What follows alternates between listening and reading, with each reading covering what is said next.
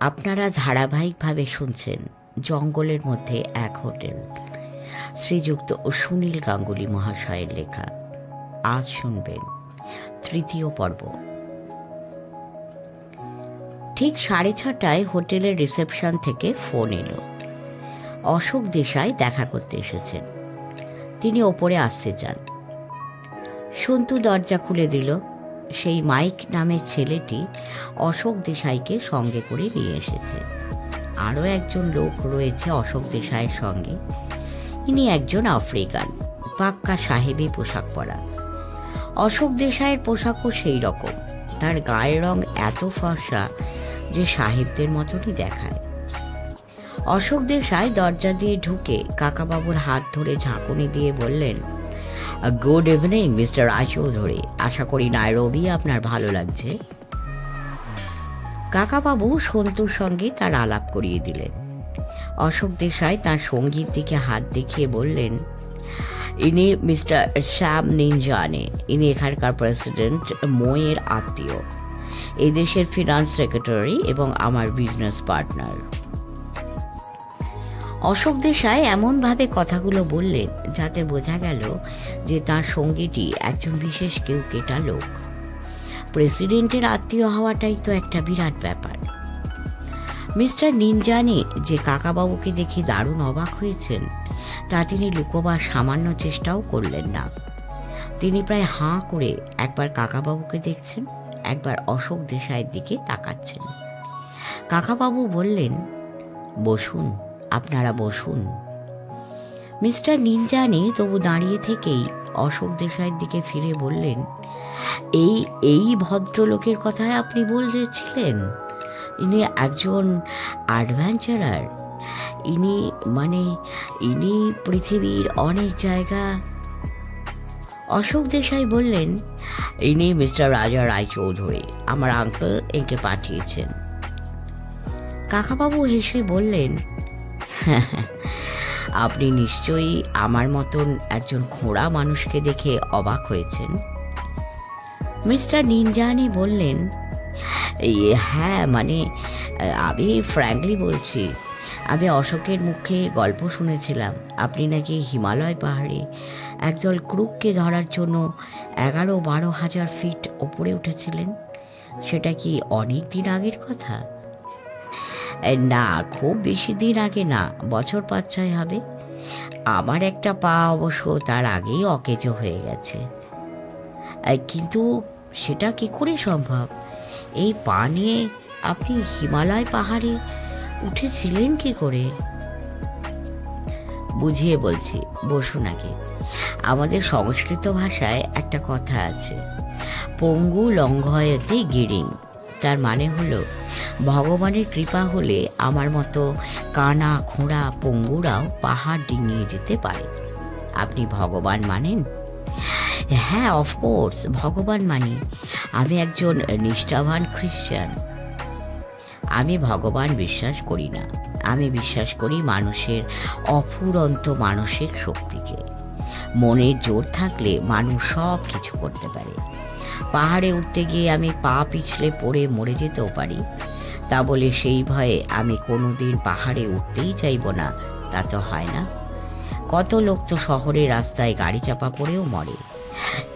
তা তো বটেই।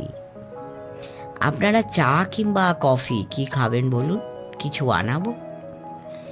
অশোক দেশাই এবারে বললেন, মিস্টার নিনজানে সন্ধ্যের পর বিয়ার ছাড়া অন্য কিছু খান না।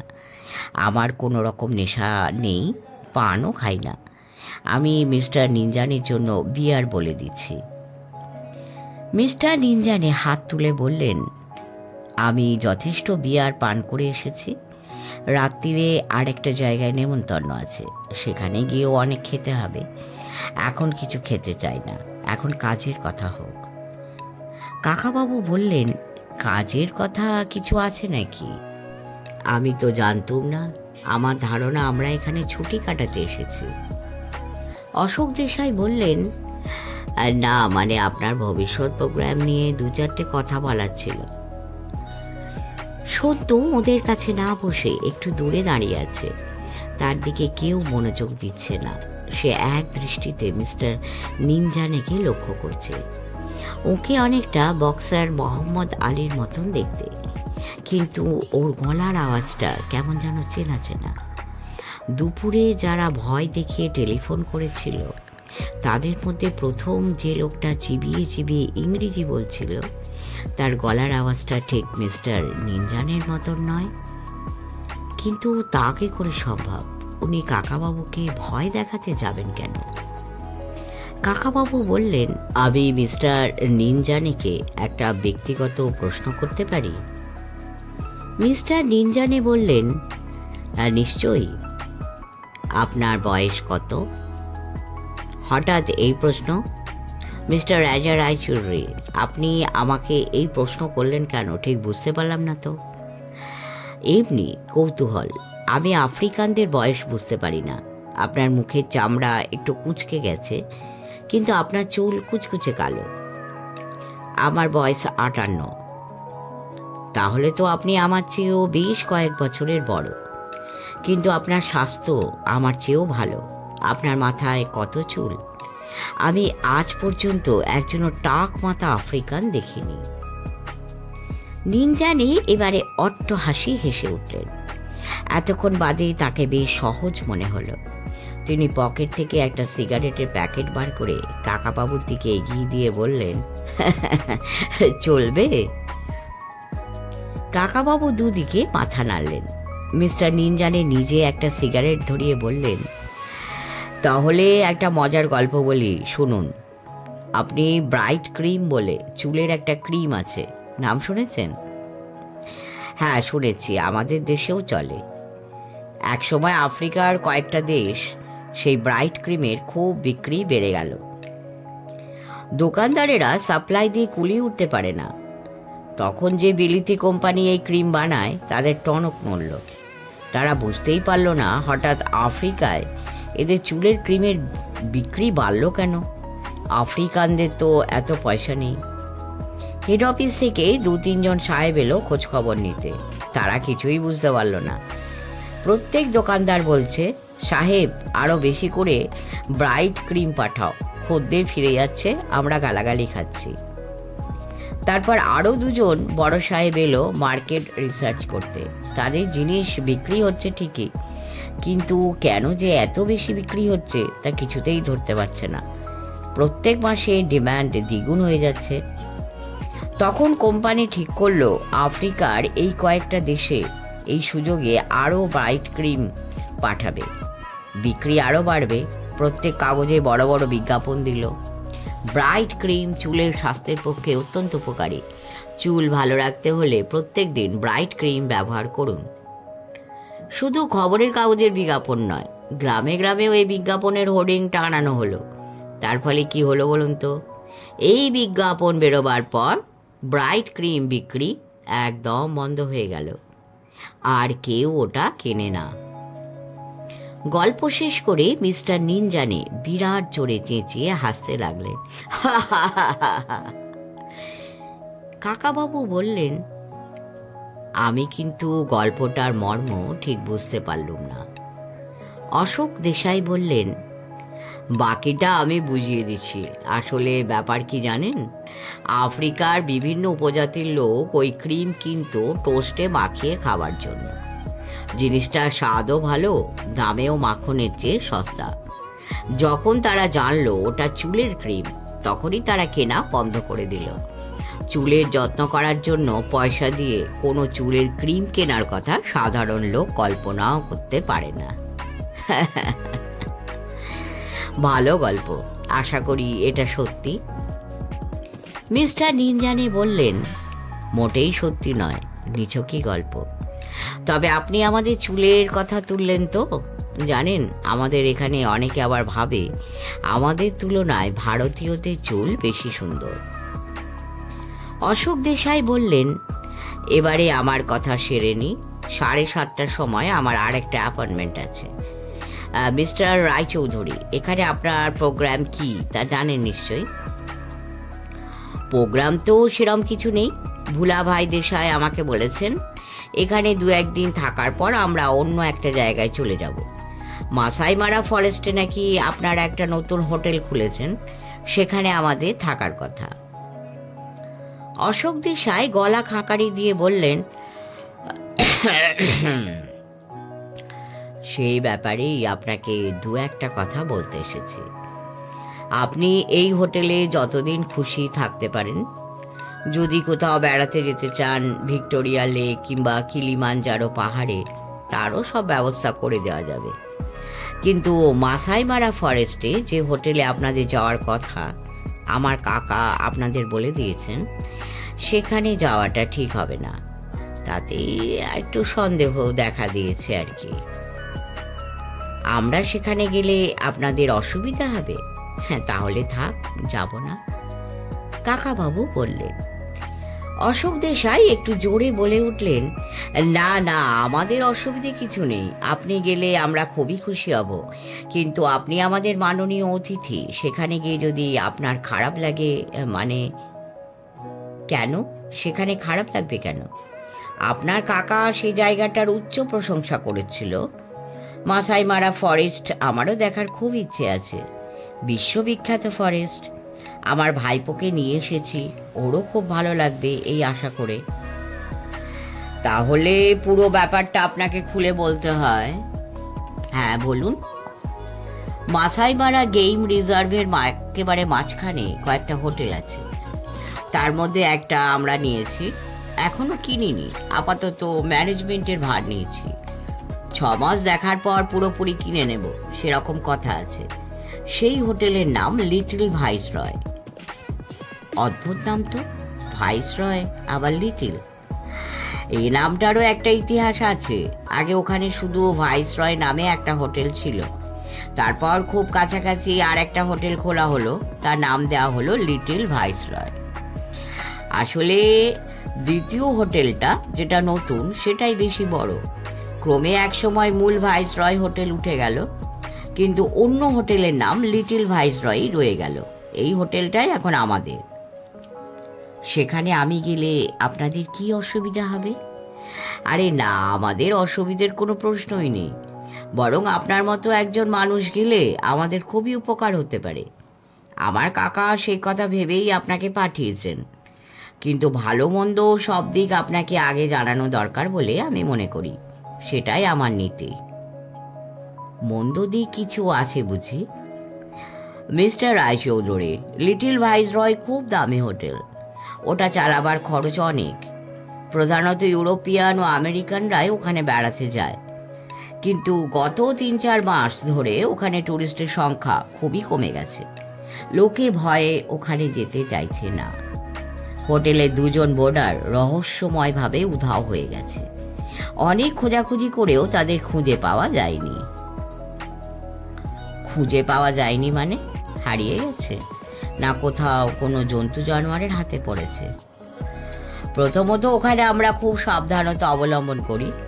জন্তু জানোয়ারের হাতে পড়ার প্রায় কোনো সম্ভাবনাই নেই। দ্বিতীয়ত, কোনো জন্তু জানোয়ারের মুখে যদি দৈবাত পড়েও যায়, কোনো জানোয়ারই তো আর মানুষের জামা কাপড় শুদ্ধ খেয়ে ফেলে না। তাদের কোনো রকম চিহ্নই পাওয়া যায়নি। সন্তু ফস করে বলল, যদি কুমির কিংবা জলহস্তি জলের তলায় টেনে নিয়ে যায়? অশোক দেশাই সন্তুর দিকে মুখ ফিরিয়ে বললেন, 2 জন মানুষকে একসঙ্গে জলের তলায় টেনে নেবে, এরকম ঘটনা এখানকার ইতিহাসে কখনো ঘটেনি। তাছাড়া লোক দুটি তো বোকা নয়, দুজনেই জার্মান ব্যবসায়ী। কাকাবাবু বললেন, সেই ঘটনাটি রটে গেছে, তাই টুরিস্ট যেতে চায় না। আর শুধু সেজন্যই নয়, এরপরেও যারা গেছে তারা ফিরে এসে অভিযোগ করেছে যে রাত্রিরে তারা ঘুমোতে পারে না, কিসের যেন একটা অস্বস্তি হয়। যদিও আমাদের ব্যবস্থার কোনো ত্রুটি নেই, হোটেলটা চালাতে গিয়ে এখন আমাদের খুবই ক্ষতি হয়ে যাচ্ছে। এখন আপনি ভেবে দেখুন সেখানে যাবেন কিনা। মিস্টার নিনজানে বললেন, আপনার কোনো বিপদ হোক তা আমরা কেউ চাই না। কাকাবাবু হঠাৎ জিজ্ঞেস করলেন, আচ্ছা, হ্যারি ওটাঙ্গোর ঠিক কি হয়েছিল আপনারা জানেন? দেশাই আর নিনজানে দুজনেই যেন চমকে উঠল। ওর মুখের দিকে তাকালো। নিনজানে একটা রুমাল বার করে কপাল মুছল। অশোক দেশাই বলল, আপনি আপনি হ্যারি ওটাঙ্গোর নাম জানলেন কি করে? উনি বিখ্যাত লোক, সারা পৃথিবীর লোক ওর নাম জানে। উনি কয়েক মাস আগে অদ্ভুতভাবে মারা গেলেন, কাগজে পড়েছি। উনি কোনো হিংস্র জন্তুর সামনে পড়ে গিয়ে মারা গেছেন, এটুকুই আমরা জানি। নিনজানে খানিকটা রুক্ষ গলায় বলল, ওই ওটাঙ্গোর সঙ্গে আমাদের হোটেলের কি সম্পর্ক? মাসাই মারাই গেলে আপনাদের কোনো যাতে বিপদ না হয় সেটা দেখা আমাদের দায়িত্ব। কাকাবাবু হেসে বললেন, আমি নিজেই নিজের দায়িত্ব নিতে পারি। আমি সেজন্য ও কথা জিজ্ঞেস করিনি। দেশাই তাড়াতাড়ি বলে উঠল, আপনি বেড়াতে এসেছেন, মনের সুখে বেড়ান, এখানকার ঝঞ্ঝাট নিয়ে মাথা ঘামাবেন কেন? সেজন্যই আপনাকে ওই হোটেলটায় পাঠাতে চাইছিলাম না। আবার পরের বছর আসুন না, তখন হোটেলটা ঠিক মতন চালু হয়ে যাবে। কাকাবাবু হাসি মুখে তাকালেন সন্তুর দিকে, তারপর বললেন, আমেদাবাদের ভুলা ভাই দেশাই অতি চালাক লোক। এখানে আমাদের পাঠাবার সময় এমনভাবে কথা বলল যেন আমাকে কোনো কাজ করতে হবে না, মাথা খাটাতে হবে না, শুধু বেড়ানো আর বিশ্রাম। কিন্তু তার মনে একটা মতলব ছিল ঠিকই, এখন সেটা বোঝা যাচ্ছে। অশোক দেশাই বললেন, আপনি ওখানে না যেতে চাইলে আমরা মোটেই ইনসিস্ট করব না। আপনি যতদিন খুশি বিশ্রাম নিন, ইচ্ছে মতো বেড়ান, তারপর ফিরে যান। হ্যাঁ, কিন্তু বিপদের গন্ধ পেলে আমি যে সেখানে না গিয়ে পারি না। মাসাই মারা আমাকে যেতেই হবে। কি বলিস সন্তু? সন্তু সঙ্গে সঙ্গে ঘাড় নাড়ল। কাকাবাবু বললেন, আপনারা আমাদের যাবার ব্যবস্থা করুন। আরও 2-1 দিন বরং ভেবে দেখুন, তারপর ঠিক করুন। না না, কালই যাব, দেরি করার কোনো মানে হয় না। ফেরার সময় না হয় নাইরোবি শহর ভালো করে দেখে যাব। এখান থেকে কিভাবে যেতে হয়? ছোট প্লেনে, আমাদের চার্টার করা প্লেন আছে। তাহলে কাল সকালেই আমরা বেরিয়ে পড়তে চাই। তার আগে 2-1টা ব্যাপার জেনে নেওয়া দরকার। এই যে হোটেলটা আপনারা চালাচ্ছেন, আপনাদের কোনো কম্পিটিটর আছে? কম্পিটিটর মানে মিস্টার নিনজানে আর আমি একটা জয়েন্ট কোম্পানির মালিক। এই কোম্পানির নামেই কয়েক মাস বাদে পুরোপুরি হোটেলটা কিনে নেবার কথা। এক সুইস কোম্পানি ওই হোটেলটার মালিক ছিল, তারা বিক্রি করে দিতে চাইছে। আর কোনো কোম্পানি কি ওটা কেনার ব্যাপারে আগ্রহী? আর কে কিনবে? অনেক টাকার ব্যাপার। ওই হোটেলটা যে কত বড়, আর জঙ্গলের মধ্যে ওই রকম হোটেল চালানো যে কি শক্ত ব্যাপার, তা আপনি গেলেই বুঝবেন। মিস্টার নিনজানে বললেন, আমি যে হোটেলটা কিনতে চাইছি সেটা কিনতে এদেশে আর কোনো লোকের সাহস হবে না। কাকাবাবু জিজ্ঞেস করলেন, কাছাকাছি অন্য কোনো হোটেলের সঙ্গে প্রতিযোগিতা নেই? খুব কাছে অন্য কোনো হোটেল এখন আর নেই। সরকার থেকে আর কোনো হোটেল তৈরি করার অনুমতিও দেওয়া হচ্ছে না। 2জন লোক যে উধাও হয়ে গেছে সে সম্পর্কে পুলিশ থেকে খোঁজ খবর নেয়নি? আমরা সঙ্গে সঙ্গে পুলিশকে জানিয়েছিলাম। নাইরোবি থেকে স্পেশাল ফোর্স নিয়ে সব রকম তদন্ত করেছে, কিন্তু তারাও কোনো হদিশ পায়নি। ঠিক আছে, তাহলে ব্যবস্থা করুন। আমি আর আমার ভাইপো ওখানে গিয়ে দিন 7 থাকব। মিস্টার নিনজানে উঠে দাঁড়িয়ে বললেন, যদি আপনি মিস্ট্রিটা সলভ করতে পারেন তাহলে আপনি 25,000 সিলিং পাবেন। আমরা আগে থেকেই ওই পুরস্কারটা ডিক্লেয়ার করে রেখেছি। গুড লাক, মিস্টার রাজা রায়চৌধুরী। ওরা 2জন বেরিয়ে যাবার পর কাকাবাবু বললেন, তাহলে দুপুরে টেলিফোনটা কে করেছিল? অমল নিশ্চয়ই ঠাট্টা করেছিল তোর সঙ্গে। সন্তু বলল, গলার আওয়াজটা কিন্তু ঠিক মিস্টার নিনজানের মতন। অমল অনেকদিন এদেশে আছে, ও আফ্রিকানদের গলার আওয়াজ নকল করতে পারবে। এতে আর আশ্চর্য কি আছে? একটা জিনিস লক্ষ্য করেছিস? মিস্টার নিনজানের মাথার চুল। উনি ব্রাইট ক্রিমের গল্প বললেন বটে, কিন্তু নিজে মাথায় কলপ মাখেন। এদেশের মানুষদের চুল খুব ঘন আর কোঁকড়া হয়, সহজে টাক পড়ে না, কিন্তু বয়স বাড়লে সাদা হয় ঠিকই। মিস্টার নিনজানের সব চুল কুচকুচে কালো। অশোক দেশাই সম্পর্কেও একটা ব্যাপার বুঝলাম না। অমল বলেছিল ওর অনেকগুলো ব্যবসা, অনেক টাকা, কিন্তু উনি এই হোটেলটা নিয়ে খুব চিন্তিত। এই হোটেলটা নিয়ে যখন এত গন্ডগোল, তখন উনি না কিনলেই তো পারেন। এখনো তো কেনা হয়নি, ঝুঁকি নেওয়া দরকার কি? একবার কিনবেন ঠিক করেছেন তো, তাই বোধহয় জেদ চেপে গেছে। ঠিক বলেছিস, জেদের বসে মানুষ অনেক সময় অদ্ভুত অদ্ভুত কাজ করে। কাকাবাবু, আমরা রাত্রিরে কোথায় খাবো? কেন, তোর খিদে পেয়ে গেছে নাকি? রাত্রিরে আমরা এই হোটেলেই খেয়ে নেব, রুম সার্ভিসে বলে দিলেই হবে। রাত্রিরে রাস্তায় বেরোলে যদি কেউ আবার গাড়ি চাপা দিতে আসে, সেই এক ঝামেলা। বিকেলে সত্যি ওই গাড়িটা যে আমাদের চাপা দিতে এসেছিল, তা তুমি বিশ্বাস করো না? চাপা দেবার চেষ্টা করলেও আমার মতন একটা খোঁড়া লোককে মারতে পারলো না। লোকটা খুবই আনাড়ি বলতে হবে। যাক, তুই কেনিয়ার ম্যাপটা বার করতো, আমি খাবার অর্ডার দিচ্ছি। খাবার আস্তে আস্তে ম্যাপটা দেখে নি। সন্ধেবেলা ফেরার পথে ম্যাপটা কেনা হয়েছিল। সন্তু সেটা এনে টেবিলের ওপর খুলে দিল। কাকাবাবু একটা পেন্সিল তুলে বললেন, এই যে নাইরোবি শহর, আর এই হচ্ছে নাইরোবি ন্যাশনাল পার্ক। এখানে আমরা গিয়েছিলাম, বেশ বড় জায়গা। লেক ভিক্টোরিয়া দেখেছিস? পৃথিবীর দ্বিতীয় বৃহত্তম পানীয় জলের হ্রদ। এর 3 দিকে 3 দেশ, কেনিয়া, তানজানিয়া আর উগান্ডা। এখানে আরও অনেকগুলো হ্রদ আছে, সেগুলো আমার দেখার ইচ্ছে আছে। সেসব হ্রদের নামগুলো কি সুন্দর, নাইভাসা, গিলগিল, নুকুরু, বারিঙ্গো, এইসব। কেনিয়ার একটা নদীর নাম হীরামন, কি চমৎকার না? কিন্তু সেটা অনেক দূরে, সেদিকে যাওয়া যাবে না। এবারে মাসাই মারা কোথায়, তুই খুঁজে বার করতো। সন্তু খুব মন দিয়ে খুঁজে খুঁজে এক সময় আঙুল দেখালো। কাকাবাবু বললেন, হ্যাঁ দেখ, তানজানিয়ার বর্ডারের একেবারে কাছেই। তানজানিয়ার ওপাশটায় আছে বিশ্ববিখ্যাত সেরেঙ্গেটি ফরেস্ট। এই অঞ্চলটা খুব ইন্টারেস্টিং, 2-1টা মৃত আগ্নেয়গিরিও আছে। ওরা দুজনে ম্যাপ দেখতে দেখতে একেবারে তন্ময় হয়ে গিয়েছিল। এমন সময় দরজায় ঠক ঠক শব্দ হলো। কাকাবাবু মুখ তুলে বললেন, দেখ তো, খাবার এসে গেছে বোধহয়। সন্তু উঠে গিয়ে দরজা খুলে দেখলো সেই মাইক নামে ছেলেটি হাতে একটা ট্রে নিয়ে দাঁড়িয়ে আছে। ট্রের ওপরে একটা লম্বা সাদা খাম। মাইক সরল সাদা হাসি হেসে বলল, তোমার আঙ্কেলের জন্য একটা চিঠি।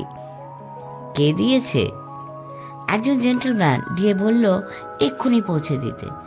দেখো, আমি সঙ্গে সঙ্গে এনেছি, একটু দেরি করিনি কিন্তু। কাকাবাবু বললেন, চিঠিটা নিয়ে আয়। সন্তু খামটা কাকাবাবুর হাতে দিলে তিনি সেটা ছিঁড়ে একটা কাগজ বের করলেন। তাতে মাত্র একটা লাইন লেখা আছে। সেটা পড়ে কাকাবাবুর মুখে হাসি ফুটে উঠল। তিনি কাগজটা সন্তুর দিকে এগিয়ে দিলেন। কাগজটাতে টাইপ করা অক্ষরে লেখা আছে, ডোন্ট গো টু মাসাই মারা। সন্তু বিবর্ণ মুখে বলল, আমরা যে যেখানে যাচ্ছি তা তো মাত্র 2জন লোক ছাড়া এখন আর কেউ জানেই না। কাকাবাবু বললেন, মাইক দাঁড়িয়ে রয়েছে, আমার কোটের পকেটে টাকা ভাঙানো আছে, তার থেকে ওকে 10টা সিলিং দিয়ে দে। শেষ হলো 3য় পর্ব। আজ এটুকুই। পরের দিন থাকবে 4র্থ পর্বে আরও টান টান উত্তেজনা। শুনবেন, পাশে থাকবেন, লাইক করবেন, কমেন্ট করবেন এবং অবশ্যই সাবস্ক্রাইব করবেন। পরম করুণাময় আপনাদের সকলের মঙ্গল করুন। নমস্কার।